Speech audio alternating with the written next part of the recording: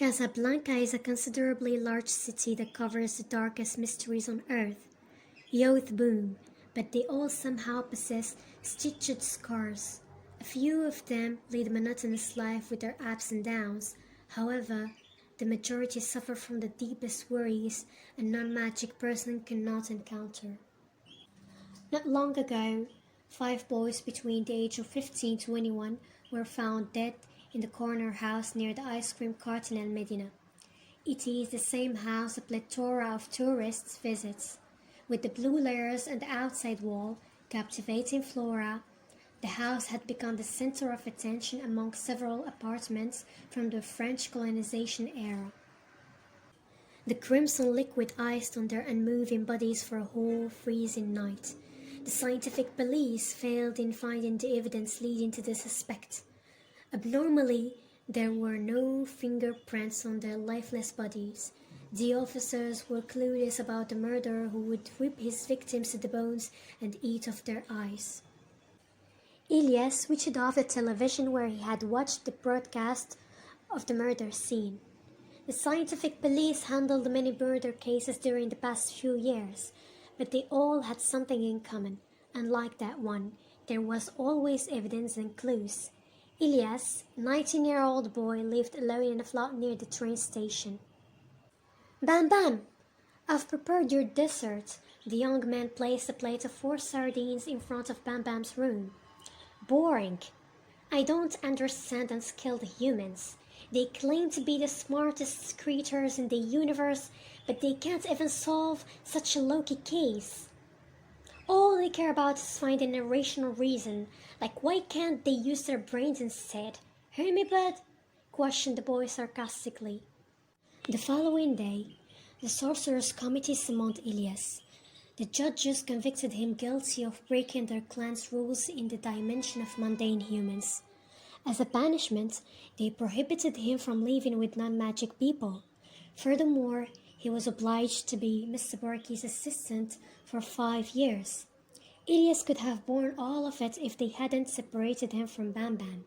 He was a teenager, and teenagers tend to be troublemakers, so how could he accept such a punishment?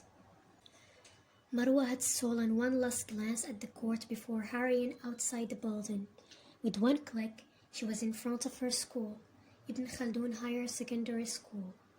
One of the most well-known public schools in Casablanca, was an intimidating place to transfer students and students who graduated from secondary school.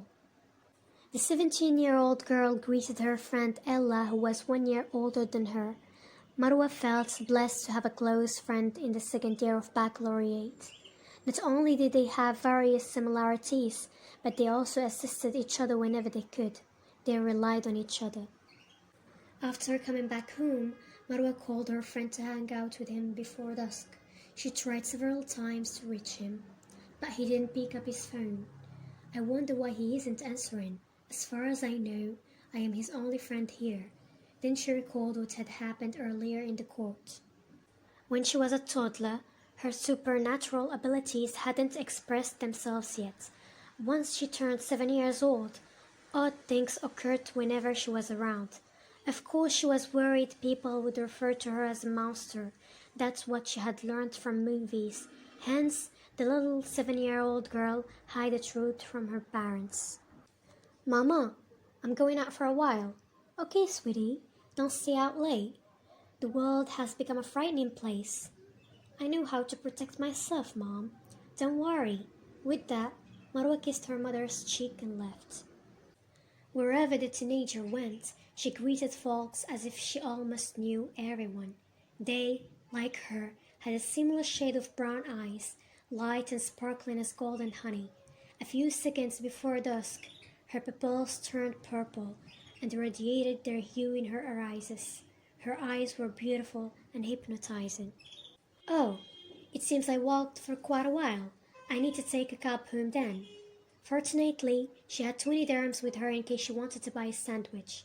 The trip to her neighborhood cost her 5 dirhams only, so she purchased some biscuits before going home. Marwa was fond of sweet food, especially biscuits with chocolates. Marwa wondered how her life would have been if she had accepted the invitation the previous year. Maybe she would have become an expert in the control of her elements. She didn't belong to where she was, that's what she thought. But how could she leave her parents behind and dive into the world of bewitching? Maybe it was time to leave. Just 2 more years. I won't leave until I obtain my baccalaureate degree. Yes, it's a promise. Vivid thoughts occupied her mind, but she managed to shut down the barrier and sleep before midnight. Clouds were hiding the stars, as well as the moonlight was dim. The air pollution heaved the city and prevailed the surrounding regions too. At 3 in the morning, Marwa woke up sweating with heavy breath. Just moments before, she had been escaping a Maidar, big dark grey animal with 80 centimeters legs.